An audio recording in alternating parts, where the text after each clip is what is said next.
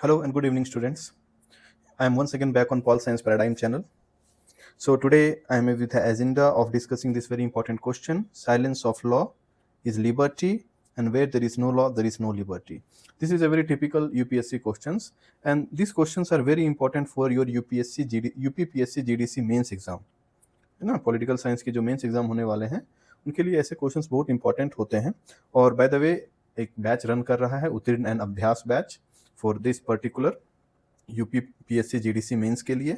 और बहुत जल्दी हम एक डिटेल्ड आपके लिए बुक लेके आ रहे हैं जिसमें सारे कॉन्सेप्ट्स को मैं यूनिट वाइज अच्छे से सारे डिफरेंट पर्सपेक्टिव में डील करके along with previous year questions and practice questions का मॉड्यूल. तो एक बहुत हैवी मॉड्यूल आने वाला है, एक नहीं वो मल्टीपल सेट्स ऑफ मॉड्यूल होंगे, है ना, पॉलिटिकल साइंस के पैनल के तहत. और ये बहुत हेल्पफुल होने वाला है आपके UPPSC GDC एग्जाम्स के लिए. होपफुली एक वीक में हम लेके आ जाएंगे, लेट्स सी. लेकिन एक सप्ताह तो लगेंगे और एक सप्ताह में वो अवेलेबल हो जाएंगे ऑन डिफरेंट ऑनलाइन, और उसके लिए हम एक वीडियो बना देंगे आपको इन्फॉर्म करते हुए. फिलहाल हम आज के एजेंडा के लिए बात कर रहे हैं कि टुडेस एजेंडा इज कि ये क्वेश्चन को हम कैसे डील करें.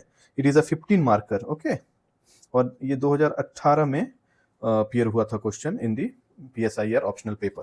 सो बेसिकली ये क्वेश्चन दो अलग अलग पार्ट में आप समझिए. Silence of law is liberty and where there is no law there is no liberty. So this part is a very famous statement by Hobbes, Thomas Hobbes.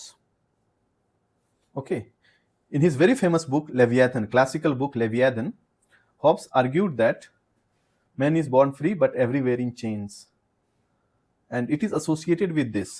I'll explain you how. And this statement, where there is no law there is no liberty, is associated with Locke, John Locke. So these are two very important question contradicting each other, isn't it? अगर आप अच्छे से इसको समझते हैं, silence of law is liberty मतलब law का चुप्पी ही स्वतंत्रता है, या लॉ जहां पे साइलेंट है, जहां पे लॉ शांत है, जहां पे लॉ के बारे में, लॉ जिसके बारे में बिल्कुल डील नहीं कर रहा है, वही लिबर्टी है ना. Where there is silence of law there is liberty. Where there is no law there is no liberty. अब ये कॉन्ट्रडिक्ट कर रहा है इस स्टेटमेंट को in a way that there should be law to avail liberty, है ना, यही कहने की कोशिश कर रहा है. तो consider this circle as a sphere where law is applicable. ये वो पार्ट है जहां पे लॉ अप्लीकेबल है. This is law and this is your territory of the state. Okay, चलो, this is the territory of the state. In this particular territory, the particular law is being applicable in this portion. इस law में applicable है. तो according to Thomas Hobbes, silence of law is liberty जब बोला जाएगा, यानी कि जहां पे law नहीं है वहीं liberty है. तो अगर ये एक territory है, part of, and this is the part of that territory where law is applicable, और हम अच्छे से समझेंगे, फिलहाल ऐसे आप समझते हैं. So according to Hobbes, where do you exercise liberty? In this particular diagram, if you see, according to Hobbes, liberty will be exercised out of law here, somewhere here, because this is the area of law in this territory. So you will be exercising liberty here. So this is liberty as per Hobbes. Silence of law is liberty. But when you talk of Locke, where there is no law there is no liberty. So this circle represents law, so law is over here, so liberty is over here. So for Locke, liberty resides inside the circle, and for Hobbes, liberty is outside the circle. कहने का तात्पर्य यह है कि चूंकि lock और Hobbs दोनों अपने जो लॉ का लिबर्टी का जो कॉन्सेप्शन है वो अलग अलग पर्सपेक्टिव में पेश करना चाहते हैं. क्यों? बिकॉज हम लोग सब जानते हैं कि जो लॉ हॉब्स हैं वो एब्सोल्यूटिस्ट हैं, ठीक है, वो एब्सोल्यूट सॉवरेनिटी की बात करते हैं. He is absolutist in nature, whereas lock is constitutional, है ना. इनका जो आइडिया है कॉन्स्टिट्यूशनलिज्म का वो इसी पर्टिकुलर स्टेटमेंट से डिराइव हो रहा है. क्योंकि कॉन्स्टिट्यूशनलिज्म क्या होता है कि where there is a proper set of law, only there you can exercise your liberty. And what is constitutionalism? Basically the rule of law, the constitution, है ना. You need to follow certain rules and orders in order to carry out the day-to-day administration of the state. So that is constitutionalism. So this idea is associated with constitutionalism, and this idea is associated with absoluteness, and as a result of which you see two contradicting aspects, wherein if this is sphere of law, if this is the sphere of law, according to this is law, because here is also law, there is also law. So if this sphere is law, for Hobbes, liberty will reside outside the sphere. So this is the area of his liberty according to Hobbes. But for Locke, liberty resides inside the circle. Here is liberty. So this very assumption is based on the classical notion of Locke and Hobbes. Okay. So when you write an answer, what you need to understand is how you place the particular facts and concepts together. So I have brought a model answer for you. Just look over here. Yeah, see this. When you write the answer for this question, silence of law is liberty, and where there is no law, there is no liberty, discuss. First, you will have to introduce the major aspects of the question. So, two aspects: silence of law is liberty is associated with Thomas Hobbes in his conception of negative liberty. And the second aspect, where there is no law, there is no liberty, is associated with John Locke's theory of constitutionalism. Okay. And now come to the part 1, the Hobbesian perspective of silence of law is liberty. So you have to deal with the basic facts that this particular idea was highlighted in his book Leviathan. Okay. And the very nature of his absoluteness appears in this particular statement. Then if you want to, you have to give particular argument to support the statement. So the core argument here is law as coercion, and where Mr. Hobbes considers law as a coercion, because when there is no law, there is liberty. Means if there is law, then there is no liberty. This is what Hobbes feels. When there is law, there is no liberty. Means law is being a restraint in liberty. So you will have to give the core argument that Hobbes considers law as coercion, and every law is backed by the threat of the state and violence or punishment, because law restricts freedom according to Hobbes. Therefore, being subject to law means being subjected to coercion. As a result, you cannot exercise freedom. So this is important conception of Hobbes while describing the silence of law. Then you will have to give relevant example, क्योंकि ये question सिर्फ इसलिए नहीं पूछे गए हैं कि आपको थियोरी पता है कि नहीं, इसको प्रैक्टिकल एप्लीकेशन बहुत इंपॉर्टेंट है. अगर इस तरीके का प्रैक्टिकल एप्लीकेशन आप देते हैं, it will give you extra 2 to 3 marks, and that will make you qualify the exams in flying colors. So what is the relevant example that you can place in Hobbesian conception of silence of law? The very, very important relevant example is, nowadays it is in very much in question, क्योंकि आप news अगर देखते हैं तो ये आए दिन ये सब न्यूज बनते रहता है, तो वही रिलेवेंट जो कंटेम्प्रेरी एग्जांपल्स होते हैं उसको आपको कॉन्सेप्ट्स के साथ जोड़ना होता है. देखिए, डाइटरी एंड ऑक्यूपेशनल चॉइसेस जो आजकल चल रहा है. In a free society the state generally does not legislate what you must eat and what career you must choose, because the law is silent on these matters. You have absolute liberty to become vegetarian or non-vegetarian, absolute choice of becoming an NEET aspirant by doctor or becoming a engineer, whatever it is. So these are the relevant examples that you need to place. The next example that you can place is decriminalization. How? When state repeal the decriminalization of homosexuality in India, that is section 377, it creates a silence. एक चुप्पी बना देता है, यानी कि law को delete किया गया. जब डिक्रिमिनलाइज किया गया तो पिनल कोड में एक साइलेंस बनता है, and that very silence incessantly expends the liberty of citizens. तो वही जो साइलेंस क्रिएट होता है वो क्या करता है, पीपल को लिबर्टी देता है आगे सोचने के लिए. Because law is silent on particular aspect. So ये अभी रिसेंट एग्जाम्पल था, 1-2 साल पहले एक जजमेंट आया था सुप्रीम कोर्ट का, नवतेज सिंह जौहर might be, I'm not sure, but you may check. So on that particular judgment, this decriminalization was, sorry, homosexuality was decriminalized and section 377 was striked off. As a result, there is a silent of law, and hence you can exercise your liberty of being homosexual, being whatever, different nowadays. Okay, so the next aspect is, where there is no law, there is no liberty. This is Lockean perspective of constitutionalism. So you will have to highlight the Second Treaty of Government, this his famous book, where Locke argued that Hobbes fundamentally misunderstood the nature of human freedom. He argued because Hobbes was prior to Locke, so Locke can pass judgment on Hobbes. So he argued, and for Locke, a world without law is not a world of absolute freedom; it is world of anarchy. So where there is no law, there is anarchy, according to Locke. So where the strong, so in anarchy, what you feel? बड़ी मछली छोटी मछली को खा जाता है, मत्स्य न्याय का परंपरा एनार्की में प्रिवेल करता है.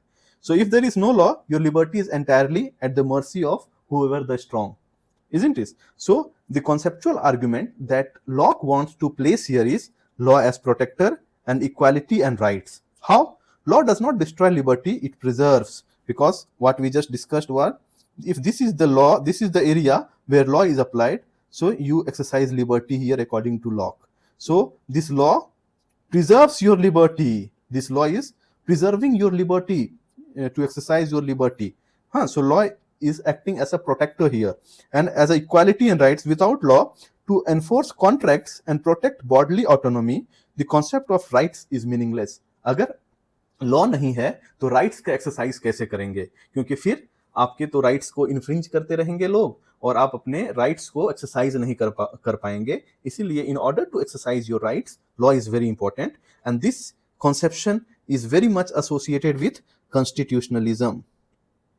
So when you integrate facts of both facts with concepts, it gives a very good answer. So you will have to give relevant example for the part 2 of the question as well. And what are those examples? See, those examples are very important. Traffic laws. अगर light green और red हो रहा है तो वो एक तरीके का लॉ बनाया गया है जिससे आप अपनी लिबर्टी को एक्सरसाइज कर पाते हो.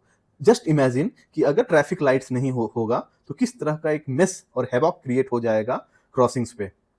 सो what this traffic laws allows you to exercise your liberty of safe drive, है ना. So this is an example and very much relevant. रोज 2-4 आप होते होंगे ट्रैफिक लाइट से, तो एक कंटेम्पररी और एक अच्छा एग्जाम्पल बनेगा. दूसरा है एंटी डिस्क्रिमिनेशन लॉ. ये क्या है? क्योंकि if the law is silent on racial and gender discrimination, so basically this is about Vishaka judgment. तो विशाखा जजमेंट को भी आप इससे जोड़ सकते हैं. तो मेरा कहने का तात्पर्य क्या है कि आप थिंकिंग का हॉरिजन को बढ़ा कीजिए. Only then you can incorporate all these things with concepts and relevant examples. ठीक है. और थोड़ा सा और इसको बेटर वे में समझना है तो एक हम एनालॉजी भी लेके आए हुए हैं, देख लीजिए. क्या होता है कि जो पहला केस है, ये अगर हम मान लेते हैं कि जो मिस्टर हॉब्स का कहना है कि, सॉरी, लॉक का कहना है कि अगर लॉ नहीं है तो एनार्की है. ये भी एक एक्सट्रीम है. क्यों? क्योंकि कंडीशन क्या है? Zero law. when there is no law, there is anarchy according to Locke. So extreme anarchy is condition of zero law. ठीक है. तो रिजल्ट क्या होगा? might make right, है ना. जिसकी लाठी उसकी भैंस वाली हो जाएगी. So Locke वार्न करता है कि where there is no law, there is no liberty. इसीलिए on the anarchical perspective, Locke warning दे रहा है कि where there is no law, there is no liberty. लेकिन जो हमारा डेमोक्रेटिक, अब दोनों को कैसे बैलेंस करना है ये दिखा रहा है. गोल्डीलॉक्स का मतलब होता है how do you balance both the perspective. तो जो लॉक का आइडिया है वो शील्ड क्रिएट कर रहा है ना. शील्ड, इसी में आप लिबर्टी एंजॉय कर सकते हैं. तो ये शील्ड क्रिएट कर रहा है. The constitution and criminal laws exist to protect citizen from harm, theft and exploitation. But the silence that Hobbes is arguing of कि there should be no law, people should be left free, negative liberty वाला aspect. तो Hobbes क्या चाहते हैं? Inside that protected zone the law is deliberately kept silent on religion, speech and private life. तो देखिए, आपको एक हेल्दी स्फीयर क्रिएट किया गया लॉ के कि इसमें इंडिविजुअल फ्री है। और जो हॉब्स क्या कह रहे हैं कि इंडिविजुअल तो इसमें फ्री होगा, लेकिन इंडिविजुअल अपने डोमेन में क्या प्राइवेट लाइफ किस प्रकार से जी रहा है उसमें फ्री होना चाहिए, प्राइवेट लाइफ में इंफ्रिंजमेंट नहीं होना चाहिए। तो ये क्या दिखाता है कि प्राइवेट लाइफ के लिए there should be silence of law. तो silence of law will lead you to exercise your private life the way you want. So actually हो क्या रहा है कि जो हॉब्स और लॉक को अगर दोनों को आप इंटीग्रेट कर रहे हैं तो हो क्या रहा है कि law protects the border of your life. आपको कोई हार्म नहीं हो जाए, आपका प्रॉपर्टी संचित रहे, आप अच्छे से अपना फ्रीडम एंजॉय कर सकें। ये जो ब्रॉडर पर्सपेक्टिव है इसका बात कौन कर रहे हैं?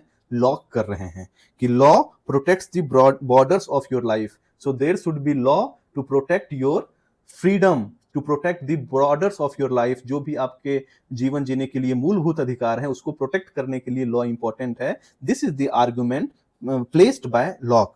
But silence gives you freedom inside those borders. अब इस बॉर्डर्स जो आपका लाइफ है, individual is free. So if individual is free, so you can not protect, you cannot apply restriction on what you want to eat, what you want to dress on, what you want to how you want to lead your life, how should be your private life। तो उसमें infringement नहीं होना चाहिए। यहाँ की private sphere में there should be no law, so law should be silent, only then you can enjoy the ultimate freedom given by Locke।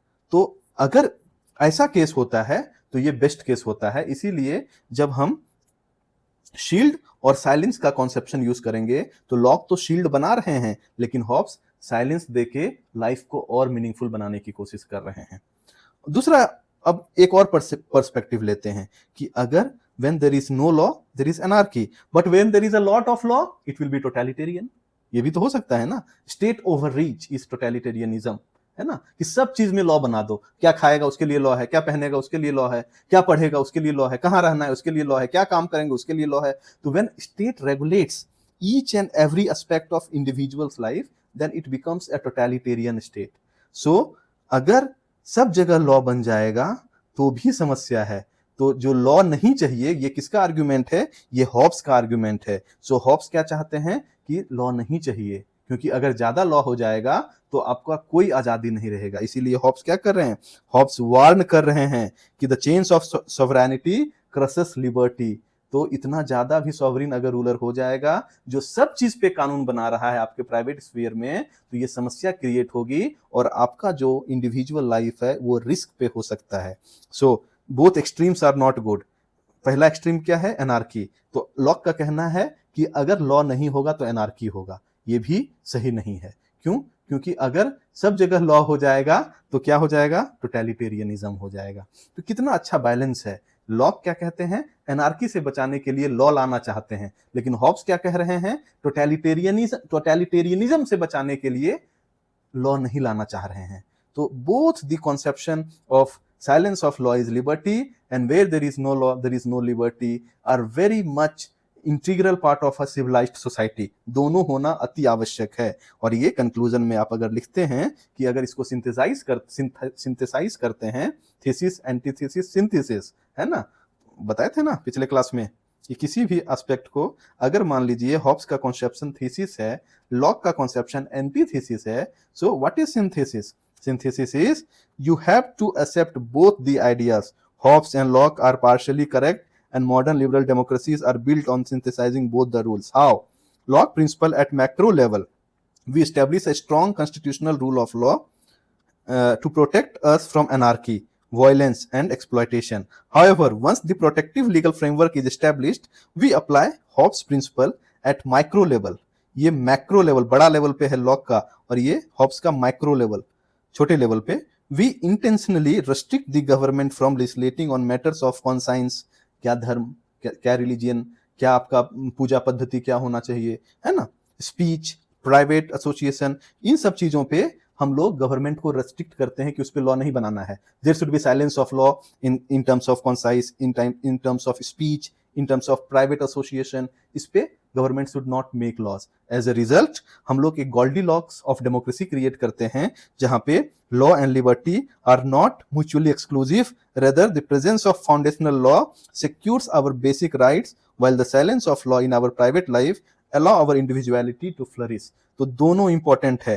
Lock का क्या कहना है कि जो ब्रॉडर एस्पेक्ट्स हैं वहां पे लॉ होना चाहिए, ठीक है, in order to protect the individuals, ठीक है, इंडिविजुअल के लाइफ को प्रोटेक्ट करने के लिए ब्रॉडर एस्पेक्ट पे लॉ होना चाहिए। लेकिन हॉब्स का आर्गुमेंट क्या है कि साइलेंस ऑफ लॉ भी होना चाहिए, तभी लिबर्टी होगा। और वो साइलेंस कहां होगा? जो इंडिविजुअल के विद इन प्राइवेट स्फीयर्स में साइलेंस होना चाहिए।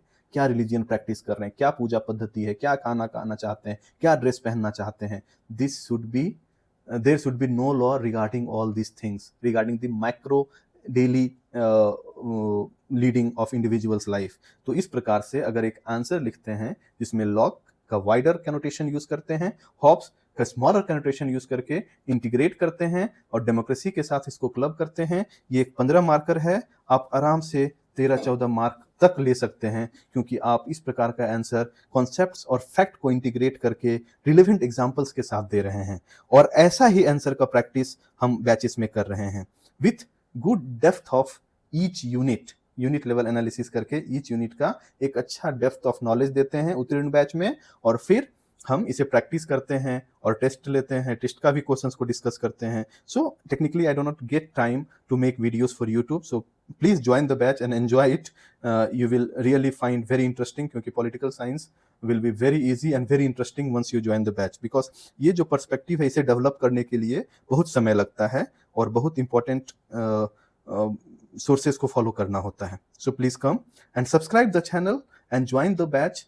Don't wait for the screening test result। जो भी 75+ हैं they are all going into mains, mind it। So आप लोग टाइम वेस्ट ना करें, और ऑलरेडी बच्चे इस तरह की तैयारी कर रहे हैं तो आप लोग देख लीजिए, पीछे रह जाएंगे। जब तक रिजल्ट आएगा तब तक आपसे कंपटीटर्स आपके आगे हो चुके होंगे। So please come and join the batch and take the benefits of high yielding lectures, and go and subscribe the YouTube channel and get this type of, I have already discussed few questions, so please go and subscribe the Pol Science channel, Pol Science Paradigm channel, and support us. Thank you. Good night.